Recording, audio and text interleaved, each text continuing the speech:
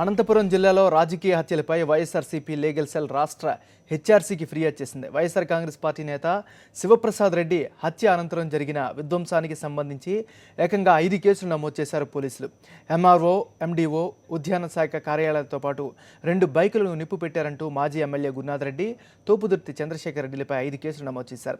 ఒక కేసులో బెయిల్ వస్తే మరో కేసులో అరెస్ట్ చేయడానికి సిద్ధంగా ఉన్నారు. దీనిపై వైఎస్ఆర్సీపీ లీగల్ సెల్ హెచ్ఆర్సీని ఆశ్రయించింది. పోలీసులు ఏకపక్షంగా వ్యవహరిస్తున్నారంటూ ఇది మానవ హక్కుల ఉల్లంఘన అని వైఎస్ఆర్సీపీ హెచ్ఆర్సీని ఆశ్రయించింది.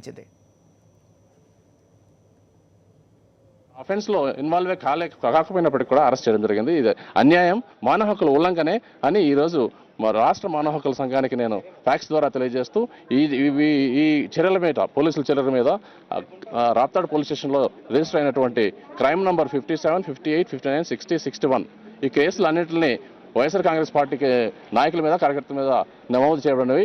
సమగ్ర విచారణ చేసి పోలీసుల వ్యవస్థ మీద చర్య తీసుకోవాలని రాష్ట్ర మానవ హక్కుల కమిషన్కి ఈరోజు నేను ఫిర్యాదు చేస్తూ ఫ్యాక్స్ పంపడం జరిగింది YSR Congress party legal cell తరఫున.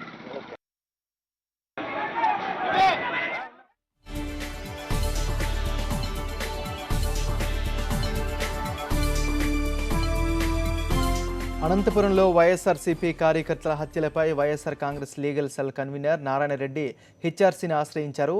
అనంతపురంలో కొనసాగుతున్న రాజకీయ హత్యలపై విచారణ చేయాలని వైఎస్ఆర్సీపీ లీగల్ కమిటీ హెచ్ఆర్సీకి విజ్ఞప్తి చేసింది.